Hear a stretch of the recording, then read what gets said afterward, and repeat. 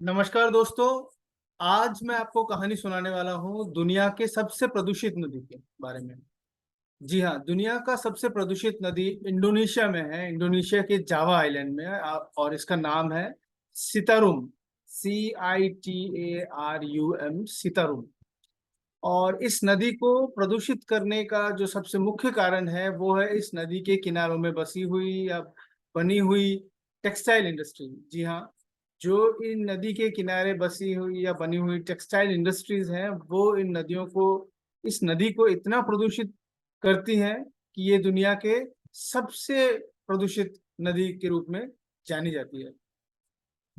लेकिन सबसे जो इंटरेस्टिंग बात है, सबसे जो चौंकाने वाली बात है जो मैं आपके साथ शेयर करना चाह रहा हूँ वो ये है कि इस नदी के इन इंडस्ट्रीज के जो मालिक हैं या इन इंडस्ट्रीज के जो ओनर्स हैं, इसमें ज्यादातर वो ओनर्स हैं जो कि मूलतः इंडोनेशिया से नहीं है बल्कि यूरोप और अमेरिकन देशों से है।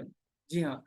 और इन टेक्सटाइल ओनर्स को, इन इंडस्ट्री ओनर्स को यहाँ पे इंडोनेशिया में इंडस्ट्री लगाने में एक सुविधा प्राप्त होती है जो कि ये अपने देश में नहीं लगा सकते हैं।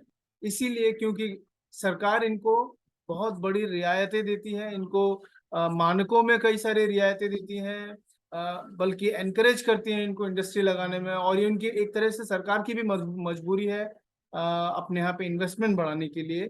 लेकिन जो जो ओनर्स, जो मालिक अपने देश में एक एक पर्टिकुलर मानकों का यूज करते हैं, एक नॉर्म्स को फॉलो करते हैं, वही मालिक या वही इंडस्ट्री ओनर्स जब इंडोनेशिया में आते हैं तो इंडोनेशिया के नियमों के अनुसार उनके लिए इंडस्ट्री लगाना बहुत ज्यादा इजी हो जाता है, क्योंकि वो बहुत उसमें छूट मिली हुई है कि किस लेवल पे वो पॉल्यूटेंट्स को रिलीज कर सकते हैं नदियों में।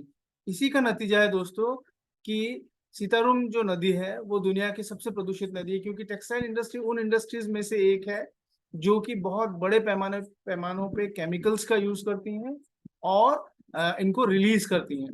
ठीक है, तो रिलीज करने के लिए हालांकि कई सारे नियम दुनिया भर में बने हुए हैं। खास करके पश्चिमी देशों में जो नियम है बहुत अच्छे से फॉलो की जाती हैं। बट डेवलपिंग कंट्रीज में या विकासशील देशों में ये अभी भी उतनी सख्त नहीं हुई है, जिसके कारण से ये लोग कई बार मानकों का उल्लंघन करके भी काम चला सकते हैं। और इसका नतीजा ये देखा गया है दोस्तों कि यहाँ पे रहने वाले लोगों को, बच्चों को इसका बहुत ज्यादा हानि हो रही है। उनके शरीर में कई तरह से इसके इफेक्ट्स देखे जा रहे हैं। है ना ये इंटरेस्टिंग बात? Thank you.